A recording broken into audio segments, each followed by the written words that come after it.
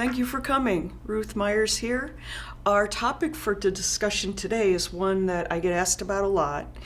In people that we know, people we work for, or other people that we know that communicate without using any words, they don't sign, they don't speak, they don't write. How can we figure out what's going on for them health-wise? Fortunately, and I know you all have heard this a million times, everybody communicates. And if we become sort of disciplined and diligent about looking at all those nonverbal signs and symptoms, we can often get information that can guide us in the right direction to understand what a person's going through. I think that the other very, very significant point is not uncommonly, well, you'll see it here in a minute, not uncommonly, the people who know the person the best already know what's happening. They just have different words for it. How can we help encourage those people to say what they're thinking? If any of you have already had the seminar about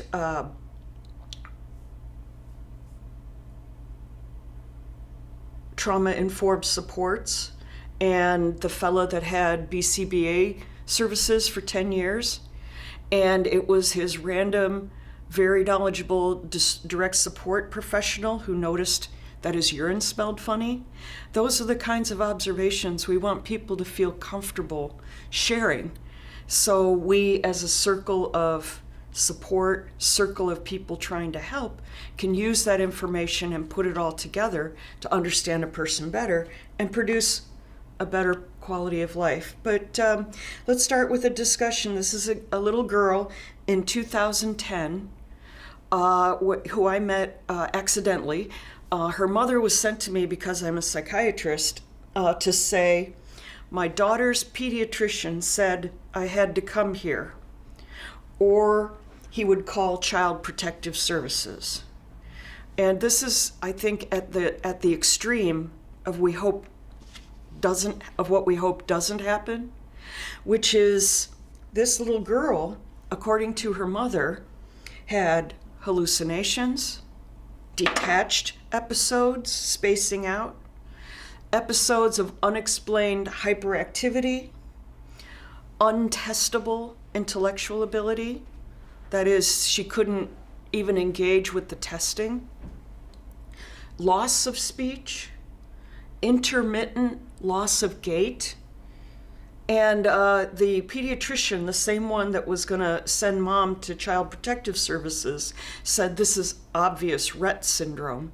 And as you probably remember, Rett syndrome is a degenerative disorder that typically is fatal when in the person's 20s. And there's genetic testing. There's ways to test for Rett syndrome, but this pediatrician was already on a crusade that this is Rett's, the mother's got Munchausen's by proxy, and that's that. And sent her to me on the condition that you have to see a psychiatrist or else.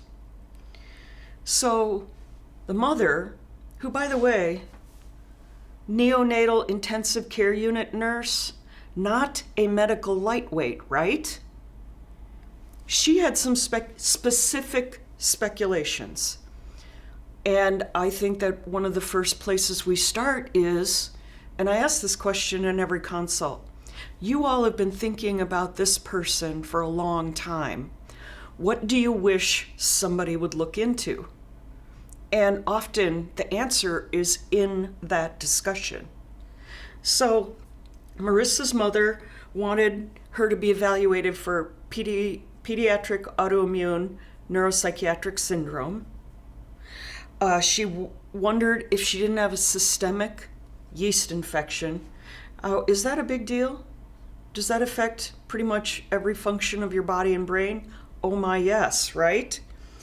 Some kind of lupus-like syndrome, and some kind of paroxysmal episodic neurological disorder. The options would be something like migraines or partial complex seizures or some other disorder where spells occur out of nowhere. So those were Mom's very specific speculations, and she had said to the pediatrician, I want this stuff checked out. And the pediatrician's response was to send the mother to a psychiatrist. How many times have we seen this pattern in the people who we support who are complicated? Is that parents or other very caring, knowledgeable people are written off. It's not right, is it? So these were her speculations. Now I have to mention something. I have permission to show people's pictures, but I don't have permission to have other people show those pictures. So I've done some cropping to disguise identities. So in case you're wondering, do you normally cut people's heads in half, Ruth? No, I do not do that. But for the purpose of a videotape presentation, I do need to disguise people's identities. But I do have carefully obtained permission to show their pictures. This is half of Marissa's head. And as you'll notice, there's a very interesting, very worrisome, splotchy looking rash there on her face. The pediatrician was on such a crusade at this point that he tried to say that the mother had manufactured this rash. So the mother, being pretty much undaunted, sent Marissa to live someplace else for a while with trusted family and stayed away from her so she could document, no, this rash came spontaneously. Mother didn't create it. So what's the appropriate next step? Should we investigate each one of the things that her mother thought she might have? Or should we just go one thing at a time? Because after all, there's this idea in medicine that each person is only issued one or maybe two unusual conditions, right? Rare medical problems. They don't occur in ones or twos or threes, according to some experts who believe you're only issued one at a time. Is that how it really is for the people that we support, people that have severe long-term treatment-resistant activities of concern? It's almost never the case, is it, that people only have one issue going on. So one of the first questions that gets asked is, well, in what order should we investigate these medical possibilities? And the correct order is we investigate all of it as quick as we can. There's no priority. They all are important. Failure to investigate and identify one active condition will make it so that the treatment for everything else won't be very helpful. So that's why we have to do it all as quick as we think of it. Of course, we all know that there's tremendous delays, and we may end up doing things in a sort of a sequential order based on how fast we can push the system, the healthcare system, to react. But we should at least make an initial run at it all at once as fast as we can. So Marissa was ordered to have a whole, what's that technical term? A whole crap load of tests, which were ordered by me because the pediatrician had just decided that I must be out of my mind too, to go along with all this stuff, the mother said. Long story short, Marissa was then treated for PANS, exactly what her mother thought she had, a systemic yeast infection, which her testing proved that she had, Sjogren's syndrome, which is an autoimmune disorder in the family of lupus, and she turned out to have partial complex seizures. Mom only got it 100% right. So did it matter? This is the other piece of pushback we sometimes get is, well, sure, you can identify all these unusual conditions and you can even treat them, but does it make a difference in a person's life? Remember how Marissa was. Untestable, incoherent, barely able to walk from time to time. In 2023, Marissa is in remission of all symptoms. She reads, talks, and writes. Her best friend is her epilepsy assistance dog, and she loves to dance. And she's getting ready to graduate high school now. So I guess it does matter. She's one of thousands of examples that we could talk about. The importance is that so many times when people try and raise a healthcare concern, if it's the least bit unusual, exotic, complicated, there's often pushback because it does take a little more time and a little more work to figure this stuff out. But the thing we can always keep in mind is that it is definitely worth the person's while to check it out. It's not just, oh, what do people say? Oh, it's not just academic interest. No, that's not the case. It really does make a difference for a person's well-being. So when should we start to get very, very curious about the possibility of a new or long-standing untreated health problem interfering with a person's health, behavior and function? Well, the first one is that a person stops getting well or they stop going forward with their life. And it's important to emphasize this because there is still, unfortunately, a mistaken idea that people with developmental disabilities inevitably deteriorate and die young. And some people think that's the natural course of having a developmental disability.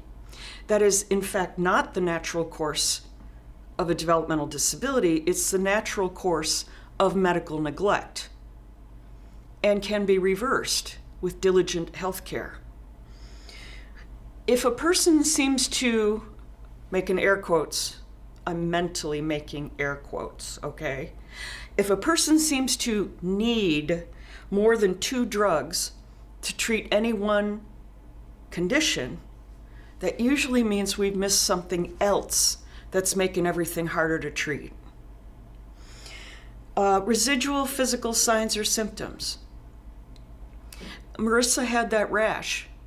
That rash could not be explained by the tentative, disproven diagnosis of Rett syndrome. Couldn't be explained by anything known about her. So even if it didn't hurt, even if it didn't itch, it's still an incredibly important clue that we can't ignore until we really know what it's about. If people are being required to take toxic doses of medicines to control their hallucinations, seizures, what have you, that usually means, once again, there's something else going on that's making their health problems a little harder to treat. And the situation where a person is doing really wonderful, and all of a sudden, without any obvious explanation, all the stuff that's been successful for that person stops being successful. That often means something else is cropped up. So what are we talking about in terms of some of these very specific clues that might help us understand a person better? We need to go beyond what I call the self-stim hypothesis. People will, in fact, I see it written in records even in 2023, people talking about people who have interesting gestures or movements, and they call it self-stimulation, as though that explains it. In fact, there's an imaginary word that I've seen written called stemming. He was spending the afternoon stemming. And it's a roughly equivalent term, the way people use it. But if we just skate past that form of communication with a vague descriptor like that, we'll miss what the person's trying to tell us. When can we safely just ignore the movements, the rocking, the waving, the head banging, the whatever it is? When can we ignore that stuff? Pretty much never. It's all communication. If we replace and supplement the stimulation the person seems to be craving, and it's still present, or something much more intense takes its place, then it's pretty likely that the person is communicating, and we need to know what they're saying.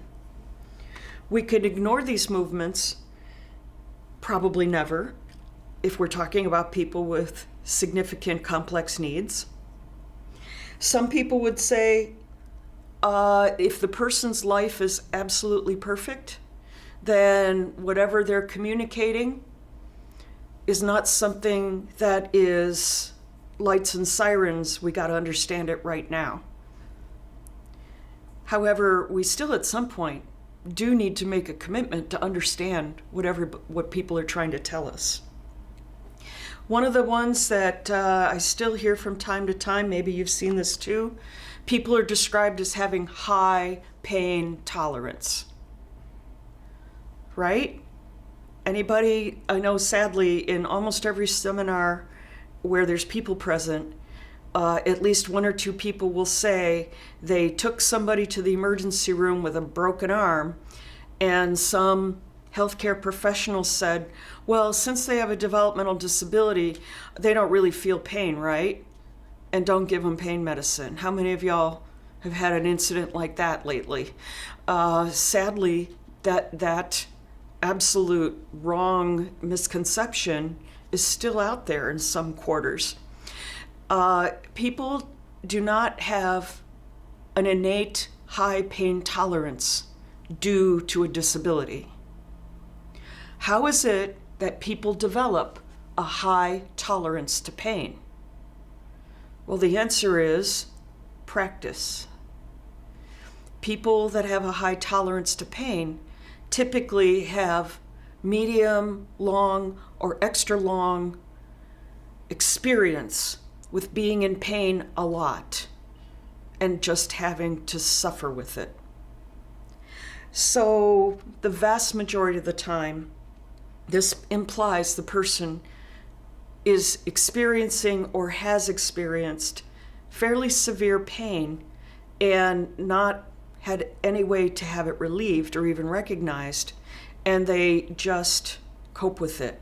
Now, you remember from other seminars, that isn't a good thing for a person's health and well-being, right? Untreated pain produces a lot of medical complications, which we talked about in some of the other seminars in more detail. Every now and then a person doesn't seem to feel pain because they have neurological damage producing an insensitivity to pain, but that is almost unheard of. In 35 years and more than 10,000 consultations, I might have seen that twice. So it's always important information in terms of understanding what a person copes with now or has coped with in the past. Another one that is a really important maneuver or gesture, and if we understand it differently, we can offer a lot of help and relief, is people with their heads cut off. I'm kidding. This is identity disguise. People that jam their fist in their mouth and most of the way down their throat. For years, decades, this was described as a neurologically based behavior, sorry, air quotes, couldn't help myself, of a person who's immature doing something like a baby would do it. It was supposed to be symptomatic of developmental delay.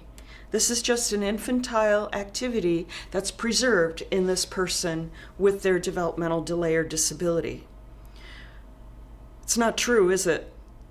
And Steve, my much better half, the behaviorist, talks about stories of people that would jam their fist in their mouth down their throat, and they had to come up with all kinds of wild, creative ways to try and replace that with something that did not end up with damage or injury to the person's skin and their hands and so on. So what is, in fact, the most common reason why people jam their fist in their mouth and sometimes all the way down their throat or most of the way? The answer is that they're trying to self-manage gastroesophageal reflux, which is, as you know, the thing where the stomach acid washes into the esophagus, right? And the way the nerves run, when that's significant or severe, people feel like they're choking. They feel like they got something in their throat. And so they will respond to that by jamming something. Sometimes people will try and get the same sensation by partially swallowing wads of fabric or other stuff to soak up and manage that feeling of choking that comes from reflux. Now, is gastroesophageal reflux, is that a big deal? I mean, can that cause problems? Hang on. So I was working in Colorado back when dinosaurs roamed the earth, and we got a guy referred to us from out of state. Now in Colorado, we embraced the no mechanical restraints, no holds, no seclusion standard of care really early. But this guy came from a state where they hadn't done that. And he had this problem. He was 18 years old. He was an angel. Most of the people that I see have a history of quite a bit of violence. So to have this 18-year-old snugglebug angel come visit us was kind of cool. He came from this other state where, to keep his fists out of his mouth, they had put splints on his elbows. And he didn't fight him. He didn't argue about much of anything. He was just sweet as could be about the whole thing. And they said, well, since he doesn't mind, and since you guys are supposed to be our state experts, could you just give us a special pass? Because, look at how good the skin on his hands is. He hasn't injured his hands in years and years, and all it took was these little splints on his elbows. Think we ought to do that? Well, if you've got, and I asked his mother who was there, so did he ever get tested for gastroesophageal reflux, the most common reason why people get this particular activity? And she said, well, yeah, he was diagnosed with that when he was a baby. Doesn't it just go away? Does gastroesophageal reflux just go away? Well, maybe, but he'd wanted to jam his fist in his mouth since he was an infant, and that signal never went away. So if you've had gastroesophageal reflux and it's not been treated for 18 years, what do you get? Well, the first thing is you get a bunch of ulcerations, right?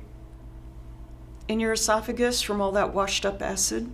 And by the way, does gastroesophageal reflux happen more often to people with intellectual and developmental disabilities? The answer is absolutely yes. It's much, much more common amongst people with intellectual and developmental disabilities. Well, so first you get ulcerations. What do you get next? You get something called Barrett's esophagus, which is an injury to the lining of the esophagus. And then if you still don't get treatment, what do you get? You get esophageal cancer. And this 18-year-old angel snugglebug already had advanced esophageal cancer when we met him, and he was dead in 6 months. To me, he teaches how incredibly important it is to really listen to these communications and not just try and suppress them. A few other things. Sometimes people will jam a fist in their mouth when teeth are coming in, when their wisdom teeth are giving them trouble, when they're having a little more trouble with asthma, or when they feel sick to your stomach. But almost always this means reflux. And it also, by the way, tends to mean reflux even when babies are doing it. It's typically not a neurologically based primitive mouthing behavior. It's typically related to reflux or allergies. How many of us know people that do this? They put their hand in a wedge and bite down, right? Often has been, in my experience, dismissed as an autistic-like behavior or a genetic behavior due to Fragile X syndrome. Well, now wait a minute. What do people with autism and people with Fragile X syndrome and many, many other people, depending on where you live, have in common? More allergies. Well, it turns out the vast majority of the time when people are biting down the side of their hand like that, jam it all in their mouth and bite down, it has to do with their sinuses, because it opens up the sinuses a little bit if you bite down hard enough. Or the eustachian tubes, those are the tubes between the ears that drain into the sinuses. As you probably remember, people with Down syndrome typically have flat rather than round eustachian tubes, which are much more likely to get inflamed or blocked by allergies. So the bite down gives a little relief of that as well. Sometimes people do that when their wisdom teeth are coming in, or if they have other dental problems. And sometimes people do that because their hands feel funny. But typically, if their hands feel funny, it's more like biting on fingertips, but it could be either one. So, this is one we can all try together if you like. People biting their thumb or some other hard object between their upper and lower front teeth. Now, we can do this together if you like, even though I can't see you. Tuck the tip of your thumb under your front teeth and press up. And tell me what you feel in this part of your head. Well, most people notice that when they do that, or when they stick their thumb in further and press up on their hard palate, they notice that their sinuses open up. Again, it's another one of those signs, thumb sucking or biting on the fingers, on the thumb, or pressing up against the hard palate had, for many people, been dismissed as sort of an anxiety-related habit or a neurologically based habit, and that's, of course, not impossible. But the vast majority of the time, it's a person who has sinus allergies, blocked up eustachian tubes, or asthma, trying to open up the breathing apparatus. Some of the other things that can go along with that, can be an indication of that, is bruxism, which is the people that grind their teeth at night. Again, often attributed to anxiety, and reasonably so. It can be the cause, but other causes can include sinus congestion, people with different forms of sleep disordered breathing may have also accompanying grinding of their teeth at night. And so the mouthpiece can be helpful to protect the teeth, but if it opens up the breathing apparatus, that's even better, if that's part of the reason. People also sometimes do this if they have like one or two fingers that hurt for some reason, or they're itchy, or they're numb. Uneven seat. People that will only sit on part of their butt. Sometimes this is dismissed as somebody with ADHD or inappropriate seating behavior, non-compliance, not seating. And this is unfortunately some of the stuff I overhear when I'm eavesdropping on Steve's CEU courses for applied behavior analysis, is one of the kinds of activities that, in fact, behavior analysts go to work trying to change.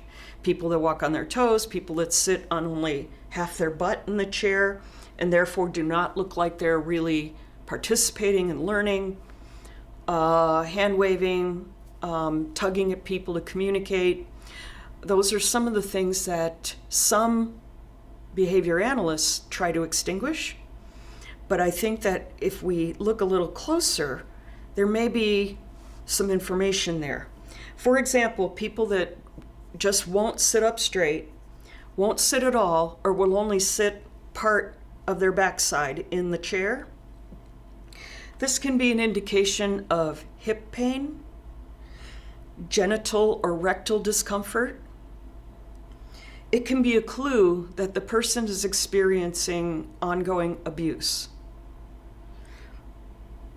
typically of a sexual type, and can also be a clue to what are called body memories, which is when a person feels part of the sensation of the previous trauma without necessarily pulling up a conscious memory of the trauma.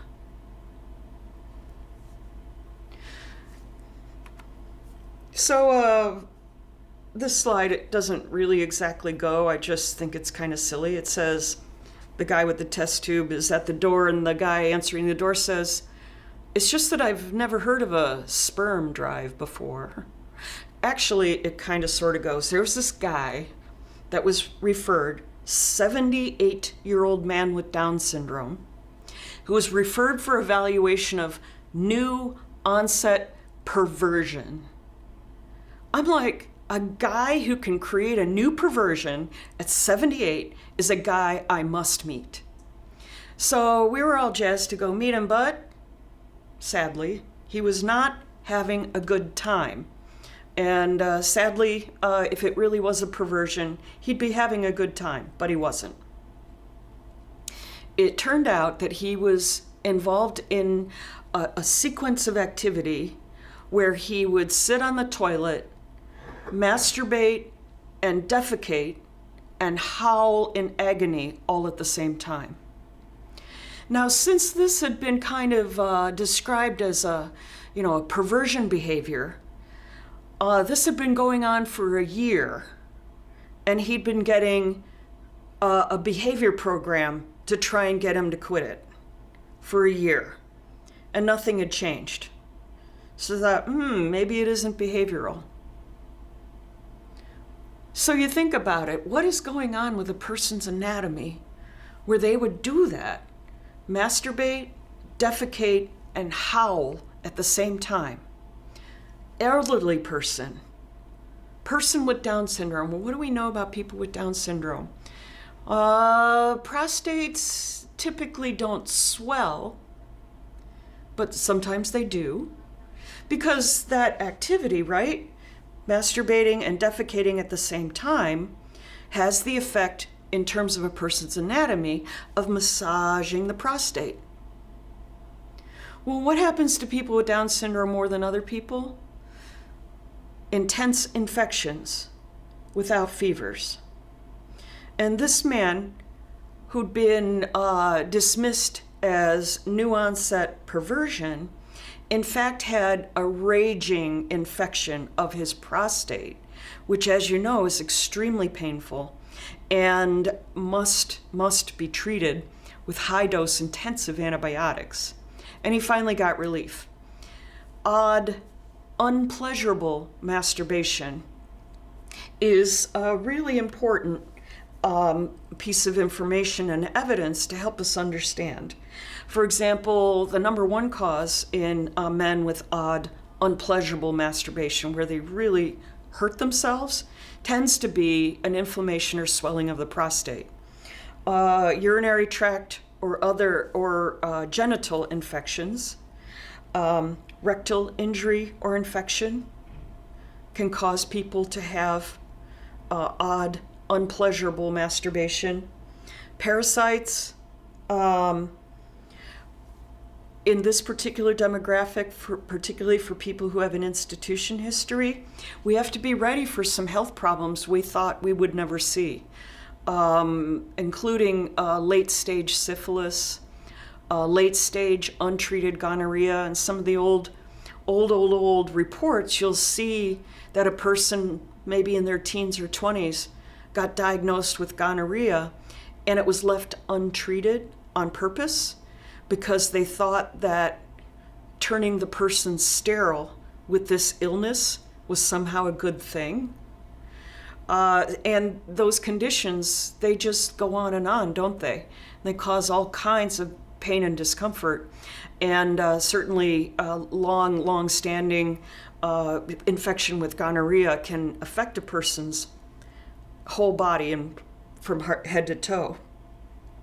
We also, of course, need to be ready for repetition phenomena. There was one gal we worked with where she had a masturbation where she would use a sharp object to cut, it was a razor blade. It wasn't just an ordinary sharp, it was a razor blade to slice her nipples. That was her masturbation. It was excruciatingly painful. And she wasn't having a good time, but she felt utterly compelled to do it. We looked, turned out that there was a family member that was assaulting her a lot. That person was removed from her life, and the self-mutilating masturbation went away. She also got some other kinds of recovery services. Then some well-meaning person said, well, I mean, he's her father. They should make up. They should make things right. And insisted that they get back together, and she started mutilating herself again.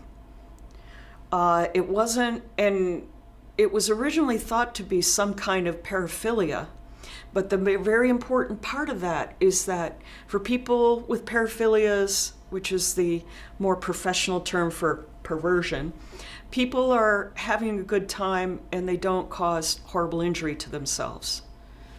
And at some point when we talk about sexual expression, we'll talk about paraphilias, which are often just a really harmless and interesting part of a person's life, not something to fight with.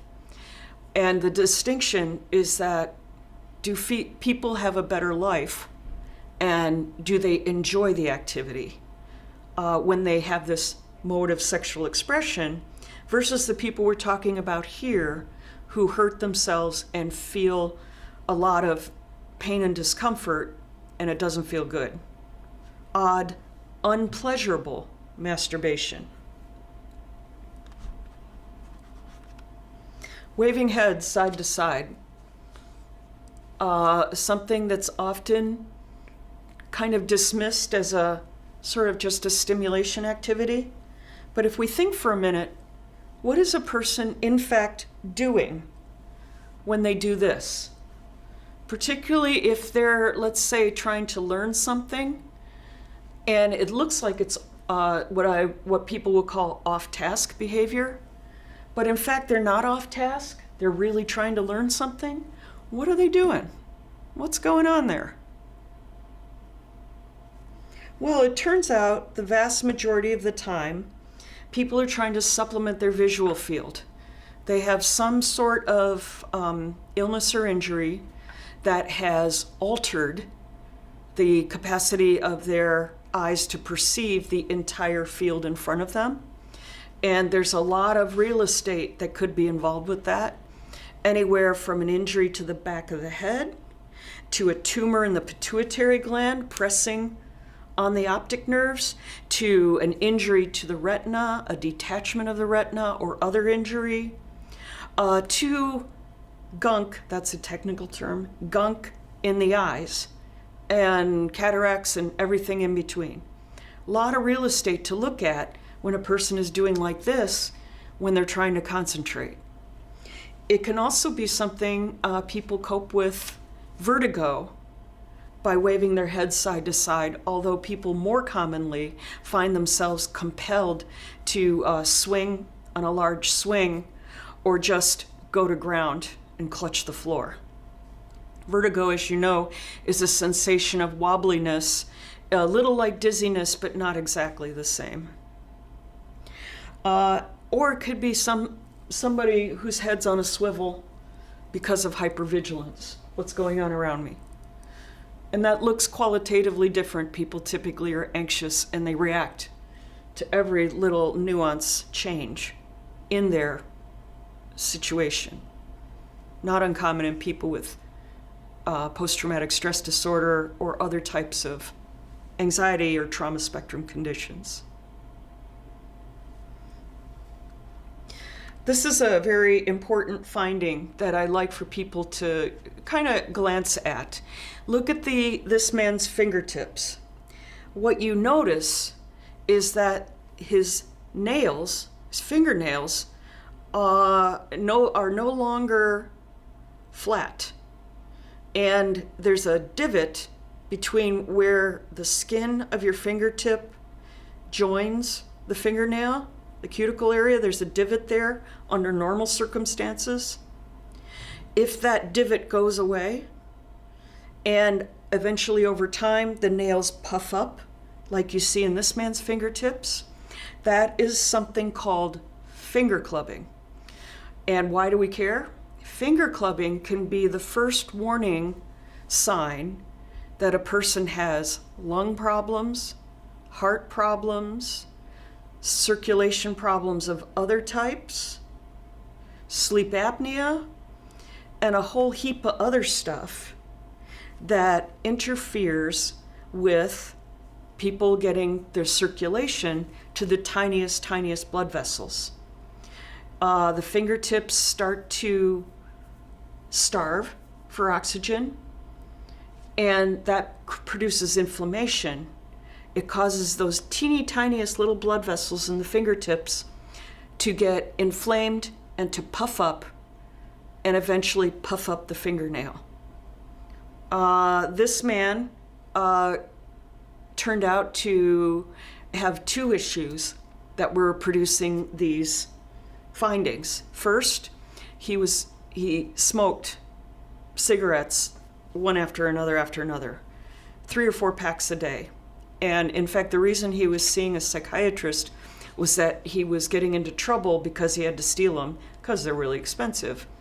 And secondly, when the clubbing in his fingertips went from kind of mild to really severe was when his lungs started to fill up with cancer. So earlier detection is better than late detection. And this is something any one of us can look and observe going on with a person. Well, why such emphasis today? The number one cause of death in people with IDD is lung problems, closely followed by heart problems and infections. And many of those can be detected much earlier if we pay attention to the person's circulation in every part of their body. Walking on toes. Years and years ago, people used to say, well, this is just a symptom of autism. And in fact, they used it as a diagnostic sign. So-and-so walks on their toes, so we're pretty sure they have autism. Doesn't really come out, though, when you see lots and lots more people. Turns out there's more to it than that. Number one, it may or may not have anything to do with autism. But what it does have to do with is arthritis in the hips, ankles, or knees. It can also be a way a person copes with sensory integration issues. And who are the people at risk for sensory integration issues where ordinary sensation is painful or confusing? And one of the most ordinary sensations of all is the feeling of your entire foot being on the floor. For some people with certain chromosome conditions, they will feel as though they're stuck to the floor and can't move and the only way to fix that is to walk on your toes.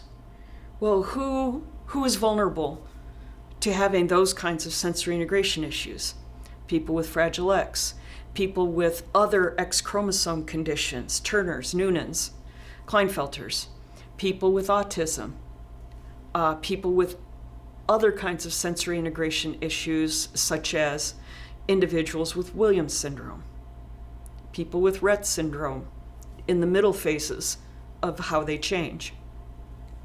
So walking on the toes is another thing. I don't think we should fight with people about it. We should just learn what it means for that given individual.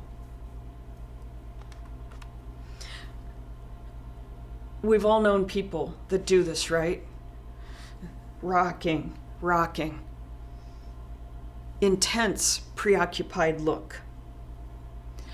And for months, years, decades, millennia, that was unfortunately dismissed as that's just something that people with severe and profound developmental disability, they just do that. It's part of having the disability. And in fact, it means quite a bit more, doesn't it? When we see somebody that's doing this kind of intense rocking with this preoccupied expression, it almost always means that the person has visceral pain. Something from here to here is in pain.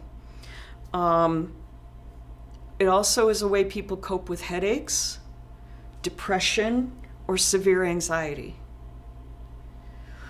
Every now and then, I'll see this in people that are having intense hallucinations that they can't shut out any other way. Another symptom where when we interrogate the symptom, we learn so much more about what a person's experiencing. How about people that just won't sit? You know, their attention span seems to be measured in nanoseconds, and they're hyperactive, and they never settle. Most of the time, people think, well, this is probably ADHD, attention deficit hyperactivity disorder. But it turns out in our research that the most common reason for that is a side effect of certain psychotropic medications. It's also a side effect of certain medicines that are used for nausea. So this can come out of the blue as purely a medication side effect called akathisia. What are the medicines that can cause this? Well, Risperdal, Haldol, Invega, Thorazine, olanzapine, Zyprexa, Seroquel, Compazine, it's a nausea medicine, Inapsine, another nausea medicine, Metoclopramide, which is a stomach medicine for people that have difficulty with esophageal function. Reglan is the other name for it. These medicines all carry a risk of causing akathisia. Now, can this be a big deal? Akathisia, the side effect of akathisia? And of course, the sadness is people that have akathisia are often given higher doses of the medicine that's causing it to try and settle it down. It of course, is not very effective until the person is basically asleep. But how uncomfortable is akathisia? People who can put it into words describe it not only in the outside, that can't get comfortable, can't sit still, akathisia. I'm sure you've heard the translation literally is dancing legs. The legs just can't get peaceful or comfortable. A buddy of mine was an expert witness in a case where the guy's akathisia, internal akathisia, where they feel like their stomach, their esophagus, their lungs, their diaphragm, they're all wobbling like this. The person was so miserable from this that he rolled up a National Geographic, that's a magazine for those of you that were born, in the last 20 years or so, rolled up a heavy magazine and jammed it in his throat and ruptured his esophagus and died as a way of trying to manage this feeling of akathisia. So it can be quite severe, incredibly miserable. And it's treatable. There's a bunch of different ways to treat it. So if we can recognize it as a medicine side effect and not just stay with the first idea of attention deficit disorder, we may be able to save people quite a lot of misery. Other reasons people have a hard time getting comfortable, sitting still, reasons that immediately come to mind. I find it interesting that akathisia in our evidence base turned out to be the top of the list. The others will not surprise you at all, right? Anxiety, depression, back pain, other pain. Some people try and manage pain with excessive amounts of exercise. They try and just drown themselves in their own personal endorphins. Doesn't always work, but many people will try. And sleep deprivation. Some people will become very hyperactive and restless as a way to manage after they've been sleep deprived.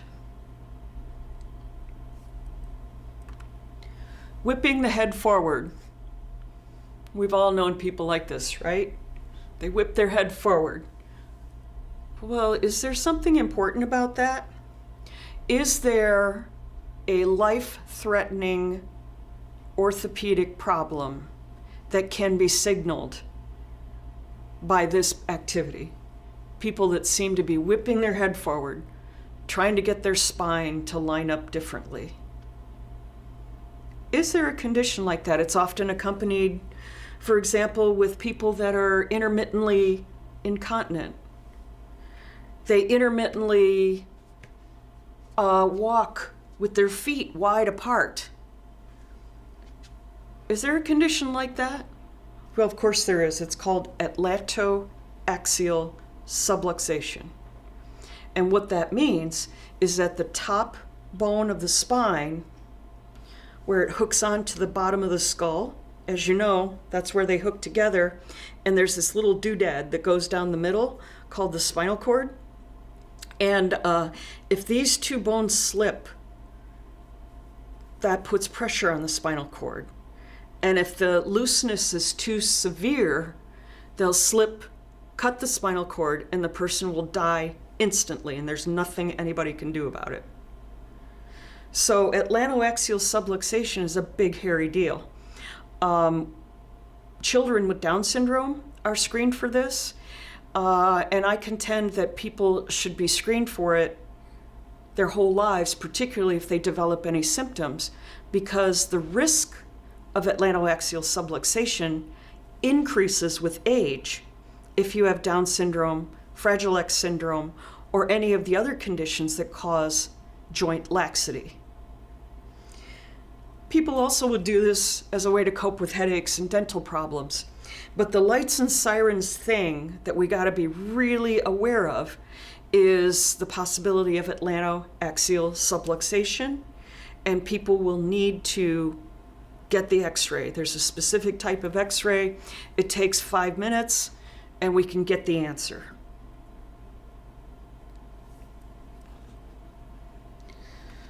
All right. Quick thing, how did this happen? How do you suppose it happened that this man chewed off half of his lower lip and part of his chin skin? Why did that happen? I bet you all know, because you all have tried to help people avoid this.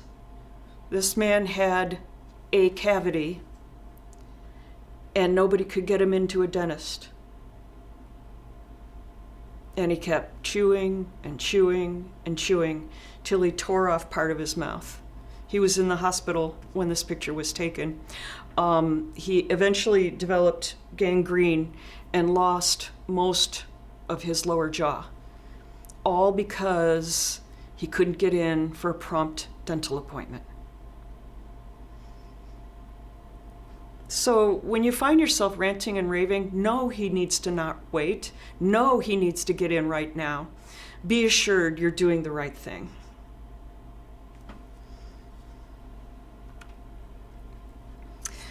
Left-handed or fingertip-only handshake.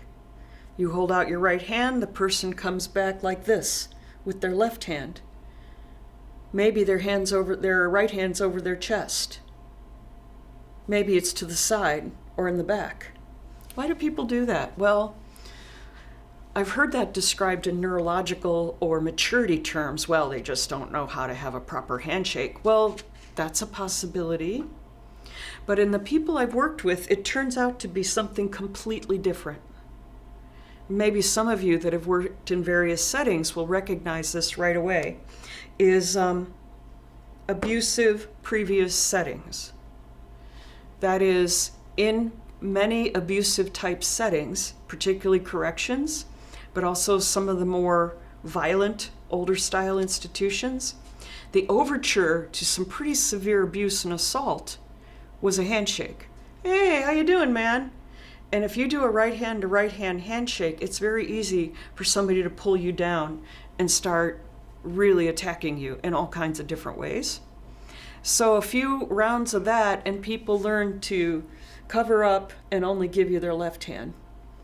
And certainly over the years, I've known many people where my initial handshake got a left hand, and then after they realized I was just a harmless cream puff of a human being, they would let me shake hands with their right hand. When a person does this, I always want to figure out what's happened to them in their previous experiences. Where did they stay? Who can tell me about what their life was like there? Sometimes it's a hand thing, you know. Bob Dole had an injury to his right hand, so he shook hands with left hands. That's not hard to recognize in the moment. So Tracy, 40 years old, she is non-compliant. She's refusing to walk. We know she can walk. She's capable of walking. She's just refusing. So are you wondering, is that her usual jam? Can I say jam? I mean, I know I'm really old and everything, but I'm going to keep saying jam for a while. Thanks. Is that her usual jam? To refuse to walk, to refuse to engage with her life. Yet people immediately jump to she's just being lazy and non-compliant. This is what was going on. I ran out to see her because I knew this was not her personality. This is a broken toe. The people that called me to say that she was being lazy said, "Oh yeah, we saw that bruise. We decided to rub some cream on it." What does it feel like to have a broken bone and have somebody massage it? It's not a good thing, not a good thing.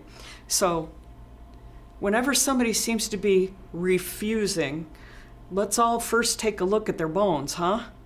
See what's what. And if you see this, it's a broken bone. Get an x-ray and get the proper treatment. She needed a splint, and even the most superficial review of her personality would have said that it's incredibly out of character for her to refuse to do anything. She'd try and do anything anybody proposed.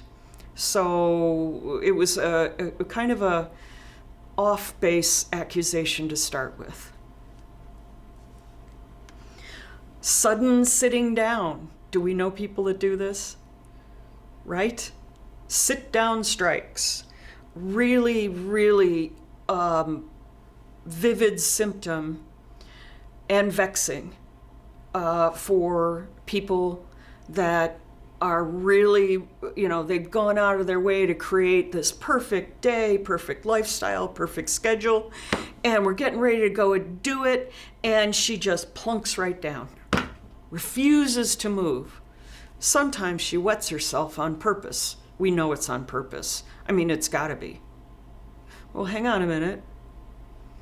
Does this happen at other times? Well, yeah, it happens at other times. So even when she's on the verge of doing something she loves to do, she plunks down like this? Well, what does that tell you? if it's messing up something she loves, there's probably more to it. Now, is there a condition that we've pondered where suddenly the impulses from the brain to the body that help you walk and control your urine and so on, is there a condition where that can be interrupted intermittently? Sometimes they're fine, other times there's pressure on the spinal cord and people just plunk down. I believe we've discussed a condition of this type, haven't we? And in fact, the sudden sitting down has to do with a lot of different conditions. And when it happens, particularly more than once, in a situation where a person is not able to live their life, again, lights and sirens, this is stuff we got to figure out, right? And when we take the person in for the emergency assessment, I think it's very important to say, we are concerned this person's having a stroke. And the reason for that is that everybody knows about the golden hour, they're supposed to. And they all know they need to get on it to figure it out. And everything else it could be will get evaluated in that same package of evaluations. So heart problems, heart arrhythmias can cause this sudden loss of tone. Medication side effects can cause people to fall down, drop their blood pressure suddenly for no reason. Vertigo and dizziness for a variety of different reasons. Ear infections can throw off people's balance. Atlantoaxial subluxation, that slippage that we talked about between the base of the skull and the top of the spine. Certain types of seizures cause people to just plunk down. And certain types of panic can cause people to lose tone. And the best example on TV was Tony Soprano, who had the kind of panic attacks that caused him to lose consciousness, which led to a really interesting TV series if you're into that sort of thing. But anyway, there are a variety of different, very serious reasons why people plunk down that should be investigated, especially when it's very clear that the person would control the condition if they could.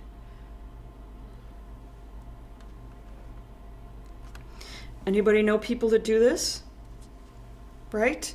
This is quintessentially one of those activities that is thought to be a non-specific, self-stimulatory, common with people with autism kind of an activity, and indeed, that may be exactly all it is for some people. However, think for a moment. What exactly are you doing when you do this? You're altering the visual field. Well, why would you do that? Are you trying to sweep away something in your visual field? Are you trying to reduce it? Are you trying to strobe incoming light or block certain forms of toxic incoming light? Well, the most common reason we found in our research that people do this is to manage migraine headaches. Didn't have anything to do with autism. It was just people with migraine headaches. Scars on the cornea cause people to do this because of the visual distortions. Cataracts, seizures, glaucoma, and medication side effects were all listed and discovered to be the issue when we investigated people doing this.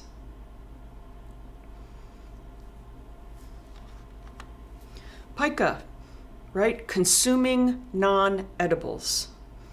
Well, this was very interesting when we went through all of our, like I said, thousands and thousands of people and figured out these underlying causes. And how do we figure that out? When we treated the cause, the activity went away. They didn't need to signal us anymore that way. Pica was very, very unpredictable. It really had a lot to do with whatever the person piked. I don't even know if that's a word, but it sounds kind of cool. What non-edible is it that the person is eating? That seems to be the determinant of what's going on that they're trying to signal us about. For example, this was not common, but it did occur a few times. Everything in reach, people that consume everything, objects, plant life, bugs, pieces of furniture, upholstery, basically anything they can get their hands on. Kluver-Bucy syndrome is a very specific lesion in the brain. There's another lesion, a hypothalamic lesion, where if you somehow are injured or you have a genetic condition, the satiety cells in the hypothalamus are missing or vastly reduced, and that can cause this constant consumption. This can also be temporary as a result of extreme deprivation. People that have been subjected to severe neglect, including starvation, usually have a phase in their recovery that involves massively over-consuming pretty much everything. As you know, part of the genetic issue in people with the more severe forms of Prader-Willi syndrome can involve loss of satiety cells. And so those people feel neurologically driven to consume like they're starving, no matter how many calories they've already consumed. It's a very painful condition to live with, much more treatable than you'd think, but that's another discussion for another day. If people pike broken glass, we found that that was typically an effort to commit suicide. You've probably seen this too. We found that in many settings, people underestimated the capacity for people with severe or profound developmental disabilities to become suicidal. And they terribly underestimated their capacity for completing suicide. People were very inventive. They typically found ways where they didn't think they'd be discovered. One of those was to simply inhale stuff and asphyxiate themselves. Another was to swallow broken glass and bleed to death. Sounds to me pretty excruciating. And the misery leading to that type of suicide sounds pretty horrific as well. People that ate feces, their own or others, or animal, typically that was an issue of post-traumatic stress disorder. There is a very, very, very tiny subset of people with schizophrenia who also have coprophagia, which is the eating of feces. Even people with coprophilia, which is people that get pleasure from feces, usually are more interested in the aromas and the textures than they are with the actual consumption. People that consume grass, leaves, flowers, typically are low on their B vitamins. And sometimes that can be, well, more than sometimes, that can be managed successfully if the person starts to get some B complex supplementation. It's also important, as we talked about before, to make sure we check levels of everything. Because sometimes people they eat plants or things of that nature to try and manage a toxicity. So we shouldn't just offer and supplement people without knowing what's really going on in that person's system. People that eat cigarette butts typically were trying to manage severe anxiety, or they were addicted to nicotine and couldn't get access through the more typical routes. And people that would swallow big wads of things like torn up fabric or other kinds of big wads of stuff, almost always were trying to manage reflux, gastroesophageal reflux, and the sensation of choking and acid that they were trying to get help with. So another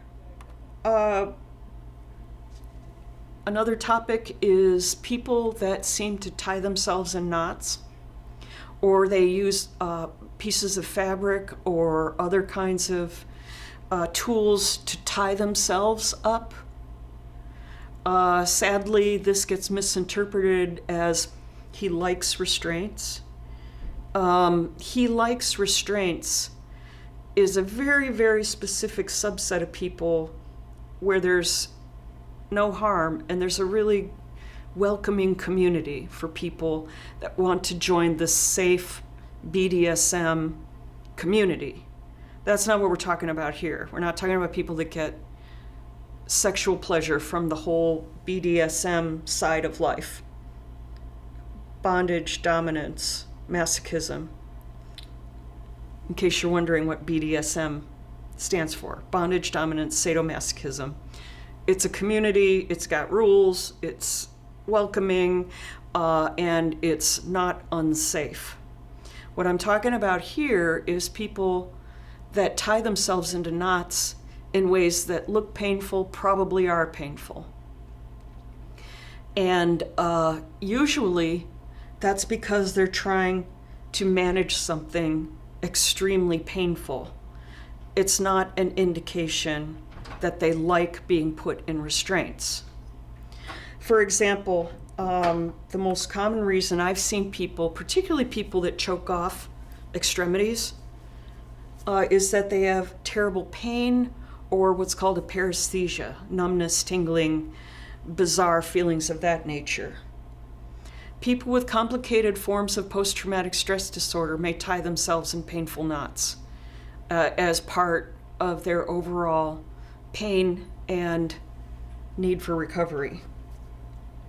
People who have movement differences, who've been punished for them, will sometimes try and avoid that punishment by trying to restrain themselves. And one of the reasons that, for example, restraint is absolutely contraindicated for most people, particularly for people with Tourette's syndrome, is that the tic impulses don't go away, they build up, and people will end up with broken bones and dislocated joints if they are put in some kind of hold or restraint during a flurry of tics. And people with severe sensory integration issues will sometimes tie themselves or restrain themselves. And to some degree, there's coping. We all know about Dr. Grandin's squeeze machine that she used, but she didn't hurt herself with it. She comforted herself with it. And that's a little bit different operation, totally under her and safety control.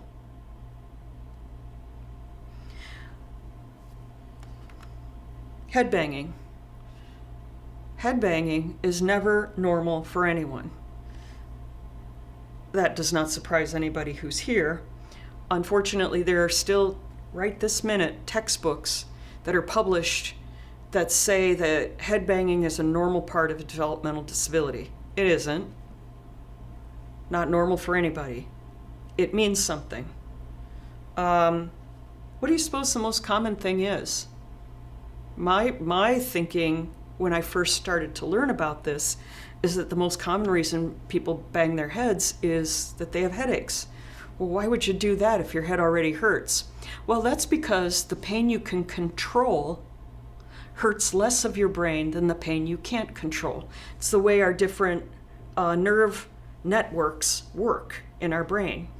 Chronic pain you can't control lights up a whole network of fibers that connect to way more parts of your brain. The core areas, the memory, the limbic system, all of it. Whereas the pain you give yourself shuts all that off and just gives you a much more manageable, superficial type of a pain. It doesn't last very long, and it's still pain. But when people have confusion about why would you hurt a place that hurts, that's the reason. The pain you can control hurts less than the pain you can't control. But it turns out the most common reason for headbanging, not that I want you to remember this or anything, but the most common reason for headbanging is depression, major depressive disorder, which is in fact the most common psychiatric condition that we find in people with IDD who have complex needs. Major depressive disorder with an agitated or self-injurious presentation. Well, people say, well, Ruth, why is it that the traditional presentation of depression is this sort of slow-moving, sluggish, sad, barely moving kind of presentation? And you're saying all these people that are agitated and destructive and self-destructive and sometimes even aggressive, that their thing is depression? Why are you saying that? And it all comes back to, what is the natural course of untreated depression? Because if a person with an IDD in many systems just becomes sluggish or doesn't sleep too well or loses interest in sex, there's often not much reaction to that. Whereas other people would get recognized and treated for the depression that's going on, it doesn't always happen that way for people with IDD. So, what happens over time with untreated depression? Well, it starts to affect a person's body and mind in all kinds of different ways. Some people will get their heart disease sooner. Some people will get ulcers or colitis. Some people will have accelerations in their conditions like rheumatoid arthritis. Whereas there's a subset of people with depression where the longer they're depressed, the more angry, agitated, hostile, and destructive they become. So I believe this more frequent agitated presentation of depression in people with IDD is happening because we're missing it in the earlier stages. And headbanging is a very common way that people express depression. There's also a bunch of other stuff, not surprising: dental problems, seizures, other kinds of headaches. If you have tinea capitis, you know what that is, right? Candida infection of the scalp, that can make people want to bang their heads. It's a really itchy, yucky, that's another technical term, yucky, condition. And ear infections, as well as mastoiditis, right? That spongy bone that surrounds the ear, that can become infected and inflamed too. And if you just look in the ear, you won't find the mastoiditis infection. That requires an X-ray. So if a person's doing this, and you look in the ear and there's no infection, we may still not be done yet. We might still need to get that X-ray to figure out the mastoiditis. So how about people that stretch forward? They're seated in a chair and they stretch forward like this, right? So, it's not noticed a lot because it's not that dramatic of an activity, but it turns out to be an important clue. We, in our traveling team, called that the gastroesophageal stretch, where a person's stretching forward to try and manage that reflux pain that we talked about before, where the stomach acid is washing into the esophagus. People will also do that when their hips hurt or their back hurts. So if somebody presents to us doing this a lot, we might want to ask for, Dr. Smith, we're worried about the following. We are worried about reflux, hip pain or injury, or back pain or injury. Can we please have X-rays and evaluation? That's much better than saying, Dr. Schmedlap, we have somebody who's stretching forward from the waist while they're seated. You might not get all the things you're looking for. It's better to come with specific questions. So this is half of Dee's face. And Dee's 36 years old. She happens to be deaf, very, very fluent signer, very fluent communicator. And she was referred for evaluation of hysterical abdominal pain. As you know, if you translate that, that means that somebody thought she had a psychotic uterus wandering around her pelvic cavity. Well, what do you mean hysterical abdominal pain? Meaning that she's using complaints of pain to tell us that she doesn't want to go to work or that she's nervous. All right, so we visit with her, and sure enough, she's got a lot of abdominal pain, and it's happening, it's happening every month. So the first thing we said was, well, did you go see your doctor? Well, this is a town, one of those tiny little towns where there's like a doctor to choose from. And she went to go see this guy, and he did a pelvic exam, which, what does that tell you exactly? Nothing, except that it might detect if you have trouble with your cervix. There's a lot of other real estate there that's not very accessible to a pelvic examination. But he did it, and his response was, well, you know, these people, especially the deaf ones, yes, I see all of you deaf staff going, oh my goodness. These deaf ones, they like to exaggerate things. So when she starts to moan and groan about this pain in her abdomen, just ignore her. And he literally patted her on the head and sent her out the door. And I said, well, what runs in your family? Is it of interest that her mother, sisters, aunts, and grandmothers all had such severe endometriosis that they all had to have hysterectomies in their 20s just to function? Yeah, I think that's relevant. And can you find that with a typical pelvic exam? No. So we come back to this family doctor, the one doctor in town, and we say, you know, she really needs imaging because you treat all the family, you know, they've all got endometriosis. This is a monthly pattern.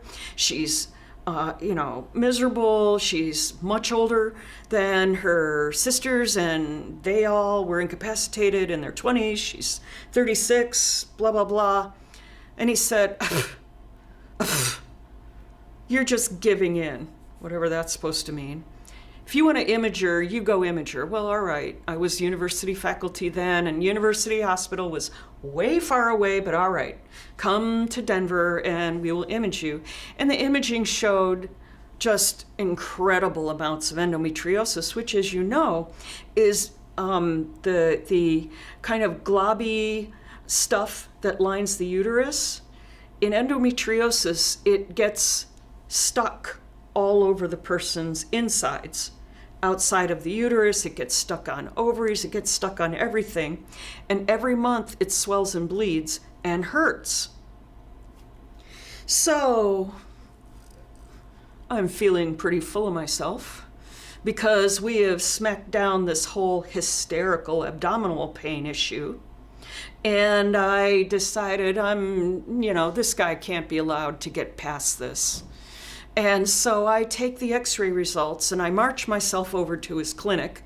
I say, you know that gal who you said was just being hypochondriac, the gal that you said was just being hysterical? Have a look, buddy. How do you think he reacted? I'm like, my estimation of his teachability was less than 0. He looked at it, and I'm not kidding.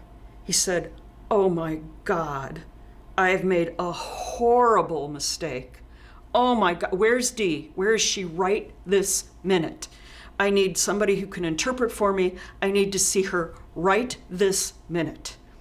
And he went running across town, it's a small town, took an interpreter who could barely keep up, found Dee at her job, dropped to his knees in front of Dee and all of her coworkers and said, I am so sorry. I was so wrong.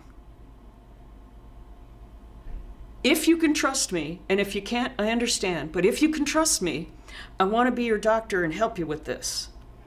And if you can't trust me, understand that too, I will find you somebody. And Dee's like, cool.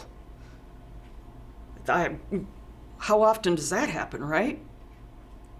So this doctor, He got himself one of his GYN surgeon mentors, and at his own expense flew the guy to her hometown to help do what Dee wanted was the same operation her sisters had. And I gotta tell you, man, we were swaggering. We were like so full of ourselves.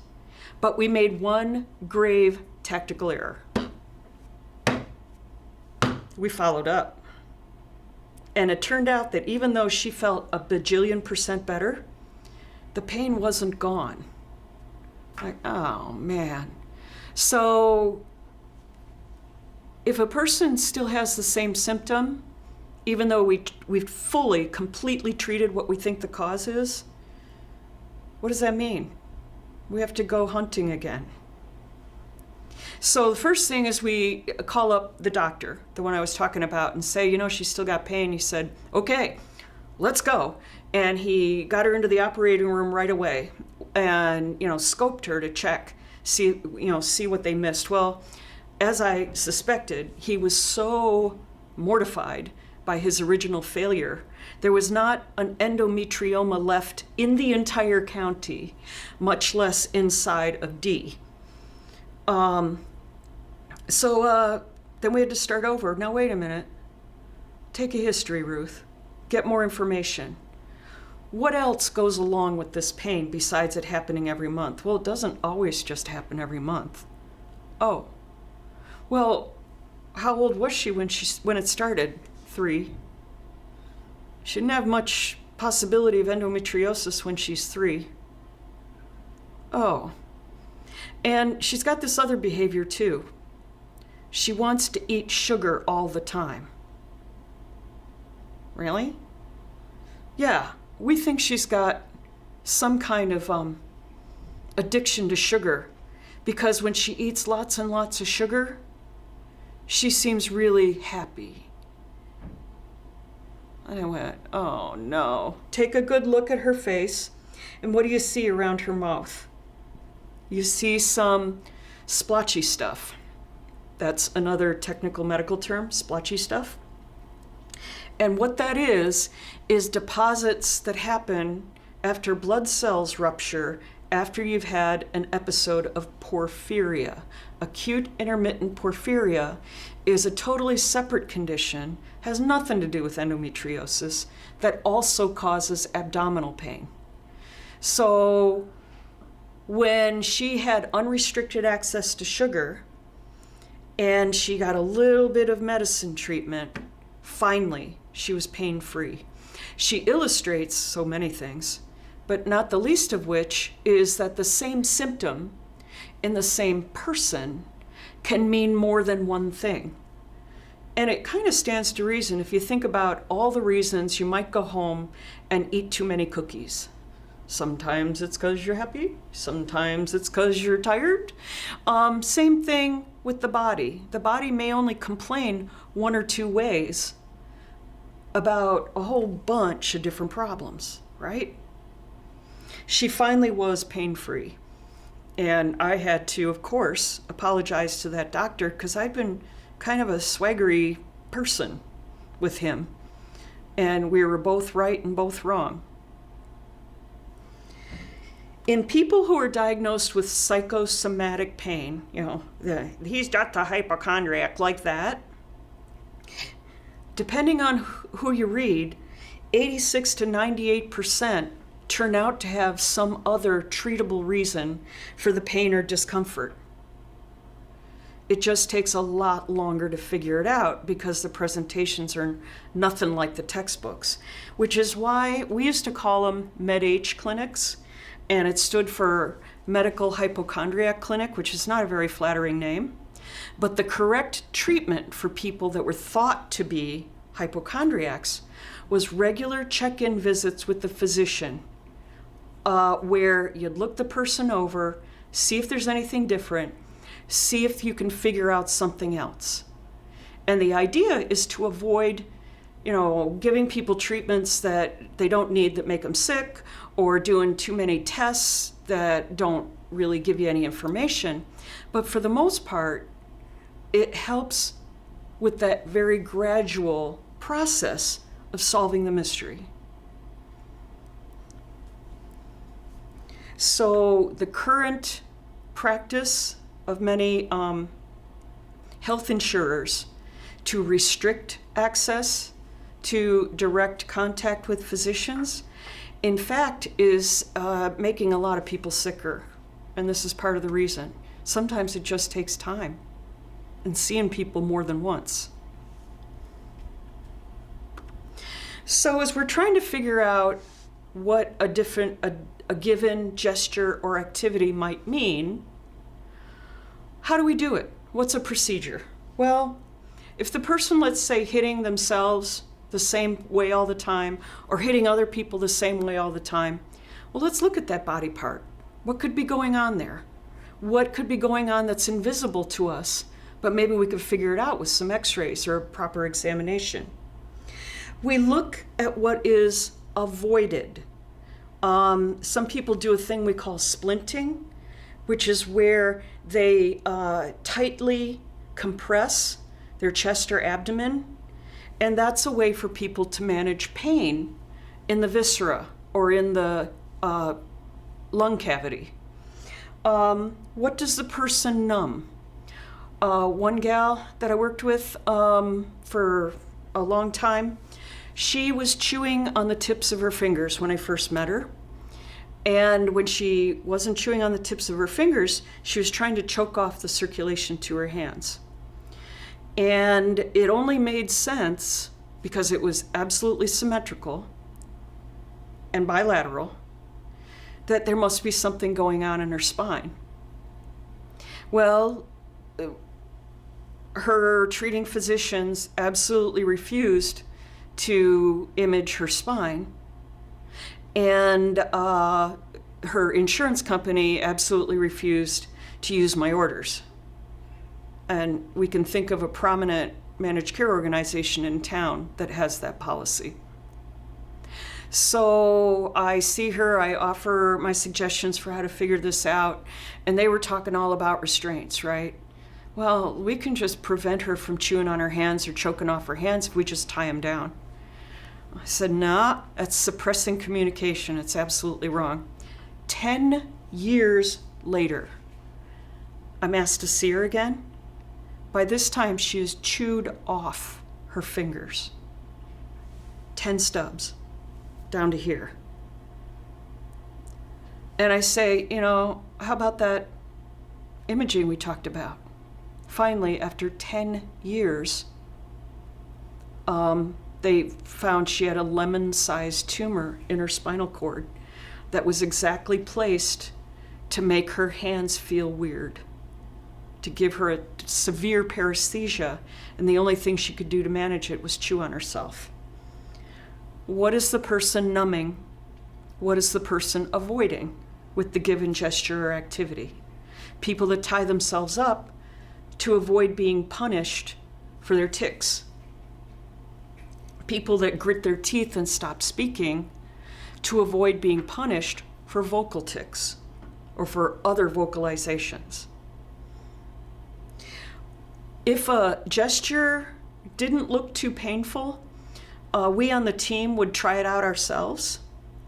If it did look really painful, we'd get a medical student to do it. I'm kidding, we didn't really do that. But if a person had a given gesture, we would try as hard as we could to try and duplicate that gesture in ourselves. What does this teach us about that person's body? We also should remember the issue of referred pain.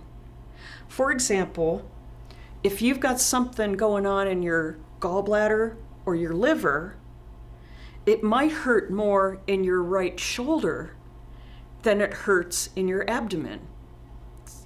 That's why if a person's having a heart problem, they may have more pain in their left arm or up in their jaw than they do in their chest. Itching and tingling are nearly as annoying as pain. So if a person is scratching, itching, biting, chewing, itching should also be considered, itching and tingling. And sometimes, this is Josie. Josie is 36 years old when I met her, and she bashed the snot out of my head. She bashed her own head, basically, since she could actually maneuver her head. So however many weeks that is after birth, when she could hold up her head, she started bashing it. And I used to think, well, this is only waking hours, right? She's 36. She's been on every drug that's ever been made, every speculation about what could be going on in her head, right? So even though all of her scans only showed a lot of remodeling of her skull and a lot of thickening of her skull because she'd been bashing her head continuously for 30-something years. And people were saying, well, this is only waking hours. No, it wasn't. She was also bashing her head consistently in her sleep. People were courageously working to avoid tying her down and instead trying to block so she couldn't hurt herself too badly with these head smashes. But nobody had figured out any. We treated her for possible seizures, possible psychosis, possible migraine. We'd imaged her to look for tumors or masses or scarring or infections. We probably, her sinuses were beautifully imaged, her middle ear structures. We looked for acoustic neuroma. We looked for every possible neck up issue that could make her want to bash her head the way she did in such an incredibly persistent, consistent way. And we got nothing. We got nothing. So what do we do next? Do we just let go? Say, we have investigated her head to the limits of medical science in this or any other planet, as far as we can tell. Are we quite done? Yeah, we're not quite done. Because doing this could have something to do with someplace else, couldn't it? At least that's what we guessed. So logic completely failed in us trying to figure out why Josie was doing this to herself. So the next step was to look at her from head to toe. And this is something that rich people do all the time. And so, as my husband says, if rich people are lining up to do this, it's probably a good idea. If they're spending their own money to do it, which is to look at a person from head to toe. Imaging, anatomy, head to toe, CT scan, bone scan.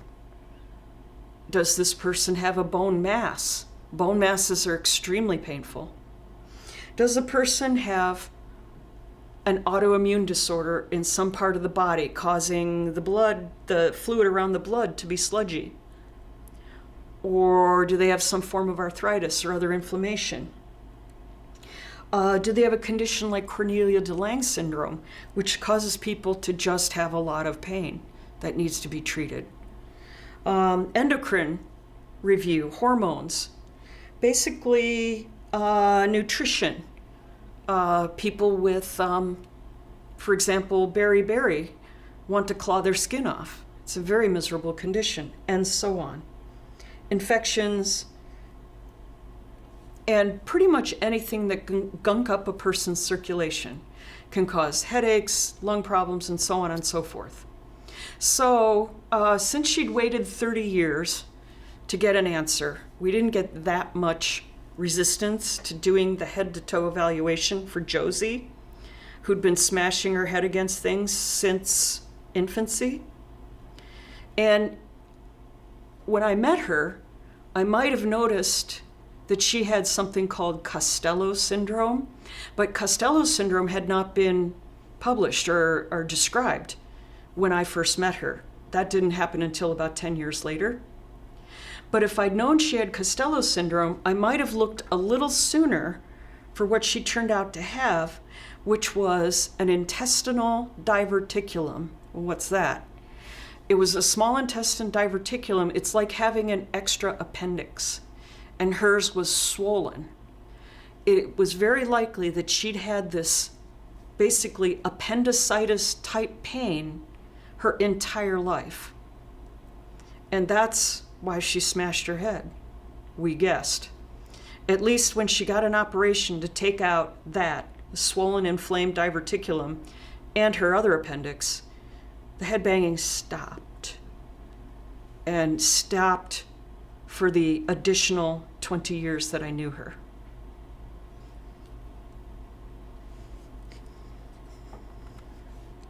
So let's talk a little about those hallucinations. Another question that comes up quite a bit is, how do you identify delusions or hallucinations in people that communicate without speech? Is there any other way to figure that out? And it turns out that there is. What do I mean by psychosis, right? Hallucinations, delusions, or paranoia. Hallucinations are sensory distortions, right? Hearing things that aren't there or that other people would not say are there.